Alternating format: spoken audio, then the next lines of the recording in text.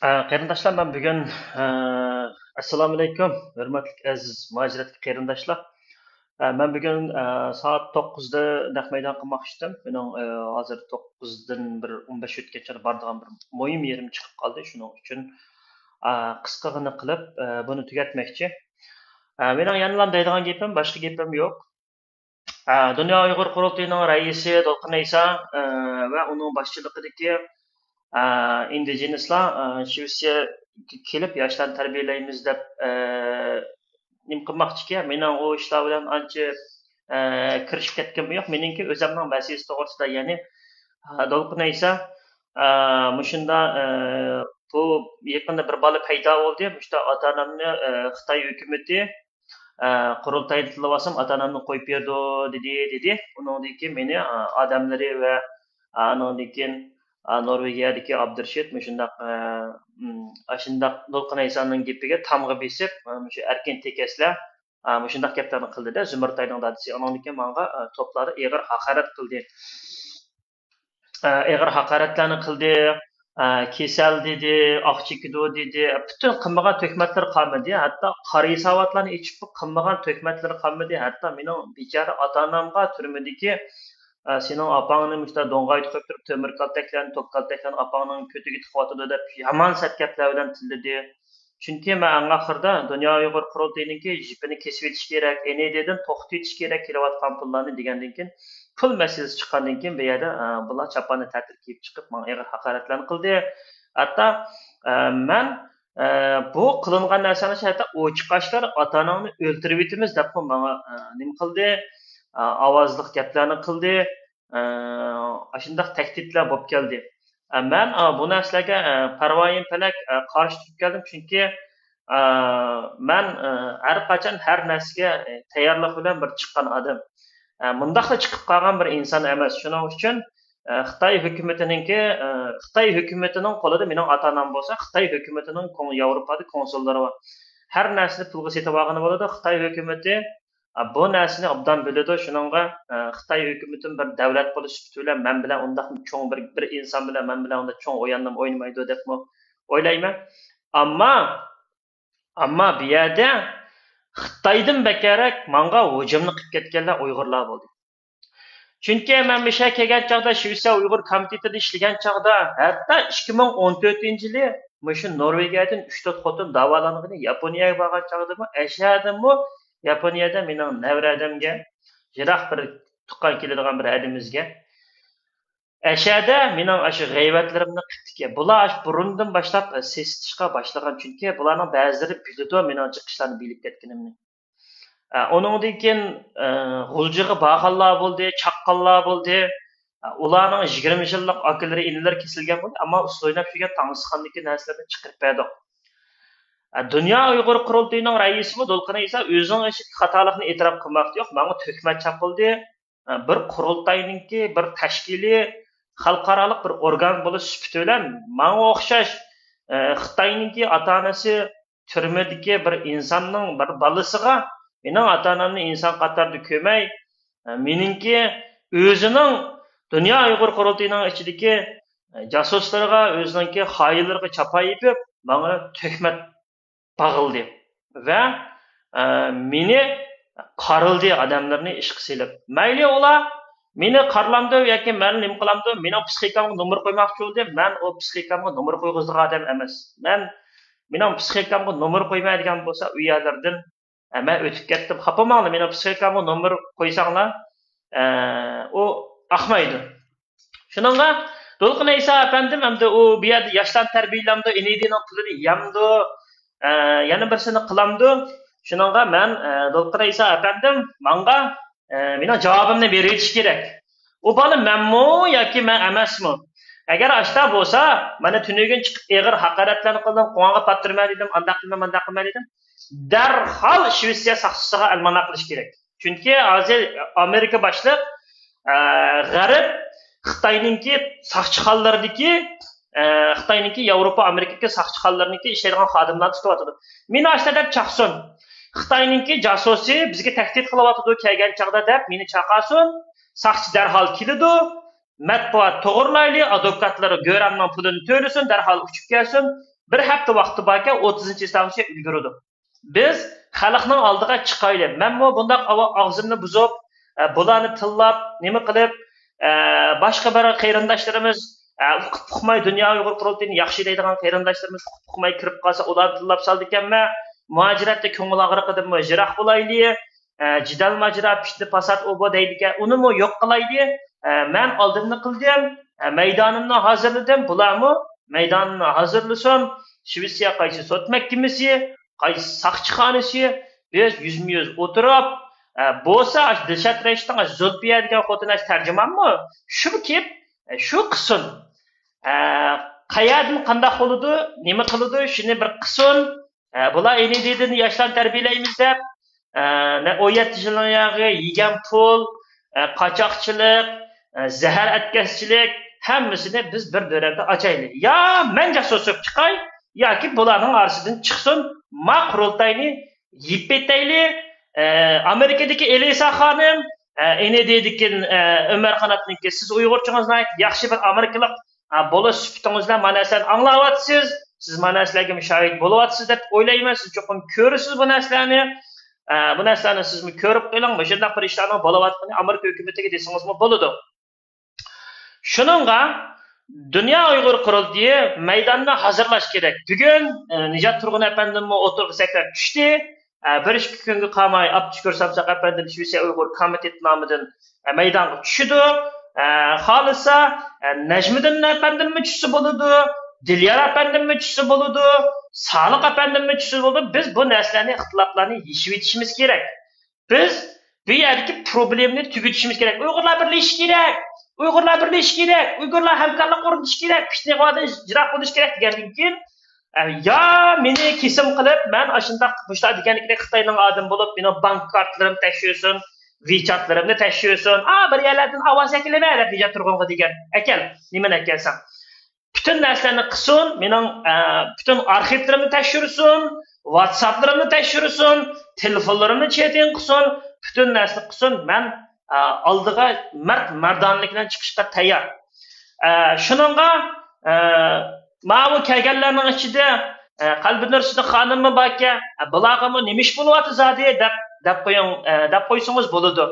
Endi sizlarningki irqiy qirg'inchilikni chiqarma deb kelmasanglar, Amerika hukumatidan bizning irqiy qirg'inchilik chiqarib bo'ldi. Irqiy qirg'inchilikqa uchragan millat zimin deb chiqadi. Yaqinda Shvetsiyada sizlarningki bir Shvetsiya hukumati nima ish qilib bera oladi deydigan bir temada nima qilgansizlar, shuningga ziminimizni, mustaqilligimizni asliga keltiradigan degan gaplarni bir qilib beqinglar, bir ko'rpaqayli. Uningdan keyin Dolqinlaysa debdilarki Kanadaga hal qilgandikidek 10 ming odamni Shvetsiyaga hal qilamiz deb. Dolqinlaysa efendim, siz xato o'ylab qapsiz. Shvetsiya Yevropada chiqarmagan qarorni 2019-yili Ko'chmanlar idorasi chiqarib qo'ygan. Men buni sizga ko'rsatib qo'yay. Shvetsiya hukumati kechiringlar. Hargizmi 10 ming Uyg'urni arablarga besib ekanmaydi. Shvetsiya hukumatininki qonunda ko'chmanlarninki har qanday Sharqiy Turkistonlik irqiy qirg'inchilik uchrayotgan musulmon va yoki Uyg'ur bo'lsa Shvetsiyaga kelsa shaxsiz ruxsat beramiz degan qaror bor. Shuning o'zi yetarli. Shvetsiyaninki azaldan Shvetsiyadagi shu komitetlarni vayron qilib tashlab etgan Kurash Ko'san apandining sirliq o'limlari va bu yerdagi jimiqtirib etilgan ovozlar bosirib etilganlar nima uchun amdilikda Shvetsiya qaynaydigan bo'lib qoldi? Voy Shvetsiya kammigan Madinay Bog'don qolmadi. Voy Shvetsiya kammigan Dunyo Uyg'ur qurultayi qolmadi. Voy Shvetsiya kammigan Zumurtay qolmadi. Voy Shvetsiya ajoyib chaqinib etdim. Mening xeyli qudratim bor ekanmi? Men bir qit'aga odamlarni u yoqdan bu yoqqa dangliq shaxslarning, iliqlarning sotga beradi, soqchiga beradi, pasportini chiqarmaydi deganlarning xonimlarini u yoqdan bu yoqqa yugatib etdim. Roshan Abbas hayotida qo'yabishiq yog'ilib qolmaydigan uning kaydik kuchlarning uni nima uchun ishlatmoqchi bo'lganligini operatsiyasini yechib chiqdim. O'tir Sharqqa bu mushtaq qurol yaraq tutilganlarni kontrol qildi bular. Ya'ni bir turkum monastiriyasi to'xtatib qo'ygandek bir turkum odamlarni qo'liga elib bizni yana setib yeydi. Mana xizmatlarni qiladi deb men kelgan tirnoq ichida narsa orqali bu narsalarni yechib, bu operatsiyalarni qilib xalqqa ko'rsatadi. Ala bugungi kun kelgan chog'da xalq faqat buningki bir javobliq yoki karvat ustidagi o'zini o'ynagan yoki bir xonimning uyini buzitdi dedi, ammo buning kaynidagi nima siyosiy arqa ko'rinishning borlig'ini xalq nima qilamidi men bugun aniq yeyishpadim, uning oldidami yeyishpagandim. Shuningga Dünya Uyg'ur qurultiyidan Dolqin Aysa apandim va boshqalar bilan kapsiz, siz bir sot mahkamasini yoki bir yana qiling, men Shvetsiyadan cho'ngdodlarimni, akalarimni, tuqqanlarimni boshlab boray, tarjimon sizlar xohlagan tarjimonni sizlar ilinglar, advokatinglarni kelsin, men bu advokatimni ilib boray, biz birlikda Shvetscha löst problem deydi, biz bu problemni hal qilib etaylik. Onda so'zib mangayversak bo'lmaydi. Uning ustiga sizlar bakmi sesib ketdinglar. Ya ishinglarga qurtlarni tozalablam. Tozlanmaydi-ku baribir. Atalmish tozalablam. Mo'shiningdagi xatolik deb ashni ittashib etamsizlar. Ya uni qanday qilasizlar? Bilmadim. Mening javobimni berib etinglar. Mening javobimni berib etinglar. Men o'zimga qilchilikni dog' tekkizmaydigan, oilamning sharafini, ota-onamning nomusini, hayosini saqlaydigan bola. Men undaq boshqalarga meni o'qitib qo'yamsanlar, jonga jon, qonga qon oladigan bo'laman. Men deb qo'y. Meningki texi qisosib texi albatta men asli meni ota-onamni so'lagan Xitoy hukumatiga eslashim kerak. Bu birinchisi, ammo bizning ishimizning hozirgacha mushta so'rilib kelishi bu Sharq Turkiston davosiniki mustaqillik davosini ko'k bayroqning kayniga o'tib olib qilayotgan mal'ullarning ishi bo'lganligi uchun men kimga bosh tegishi ekanligimni bildim. Chunki bizning ichimizdagi ziyondosh parazit qurutlar dal o'zimizning ichidagi davo beshiga chiqib olgan, Xitoy yaratgan qahramonlar, Xitoy Tiananmen voqeasiga yaratgan qahramon, Xitoy turmida yaratgan Rabiya Qodir, Xitoy o'quvchilar kiti chiqadigan Dolqin Aysa, mana mushular bizningki bugungi kunlikda davlatimizningki butunligini, eglik huquqini Xitoyga indigenous kategoriyasiga kirgizish orqali uningdan sir Uyg'urlarning orasiga fitna selish, qo'qoq selish, anglamaganlarni yetim qoldirish, oilasini pochlab, vatanga yo'l ichib, karvatdan tutish, eg'izdan tutish, galdan tutish, kosardan tutish, mushundaq ilm-fikrlardan davoni ochishga 90% odamni ilindirib, ma bugunkidek irqiy qirg'inchilik kelgan chog'dimi? Jimda gap qilmaydigan holatga keltirib qo'ydi. Dolqin Aysa apandim, siz nochuvasınız Shvetsiyaninki xavfsizlik yangi saylangan bir adamı bor. Ashning bilan bir paranglashib, naq maydon qilib, Sharq Turkiston irqiy qirg'inchilikka mustaqillikni bir daqiqam erkak bir tukungiz bo'lsa, hayotingizda bir u dunyoga bir menda dedimgo men deb turib sizlarning qininglarga, sizlarning hormoninglarga ta'sir qiladi. Irqiy qirg'inchilik va mustaqillik degan. Shuning uchun unimi qilolmaysizlar, bunimi qilolmaysizlar. Mening jasusligimni chiqarib beqinglar. Meniki chiqarib beqinglar. Aningdan keyin bir ko'raylik. Shuningga qarindoshlarga rahmat. Bu yerda aningdan keyin bu bir yil Dolqin Aysa apandim ras nima deb Germaniyaga Uyg'urni akilanmaysiz? Germaniyaga onun Uyg'urni akilanmaysiz. Chunki Germaniyada qaysi bir yili bir Uyg'urg'imi yo'lga chiqolmay, egi chiqolmay, yo'lga selinib ketdi. Shuning bilan ushqishmas xo'pdi. Biz uning bir nimasini bilmagandak bu mediaga chiqdi. Nimishki Amerikaga akelmaysizlar? Nimishki onun Uyg'ur bilan fitamdi bu Uyg'urning ishi yoki vatanninki, zaminninki ishi bilan fitamdi. Oxirida Dolqin Aysa apandimning yenidagi turadigan doim tarjimonlik qiladigan Zumratay degan qiz siz o'shqallingizni, haddingizni yig'ib etib turib tarjimon qiling va Uyg'urning ichiga siz qilgan chaqda siz og'zingizga jo'lagancha Xitoyninki shirkatlari uchun, Xitoyninki Yevropadagi Xitoyninki savdo qilganlar uchun gapirmay, millat uchun gapiring. Shuning uchun siz mendan eg'ir tiloharat angladingiz bu bir. Ikkinchisi dadingiz menga haqorat qilganlik uchun men sizga haqorat qildim. Undan keyin qalbinur sizda xodim sizmi mishaga kapsiz. Meningcha Shvetsiya hukumati unchalik to'tmo emas deb o'ylayman. Gollandiya hukumatimi shu. Eng kelgan chog'da bir yildak chiqmabdi ekan siz oldiga voy erimni o'ldirdi deb. Mana hozir aqlingizmi tugab ketdi. Sizga bir tal savol tashlab qo'y. Menga mana deb ketgansiz, voy mushta London epizodi dedinglar deb maqingizni yiqitib chiqlab ketgansiz. gözlerinizni kızartıp.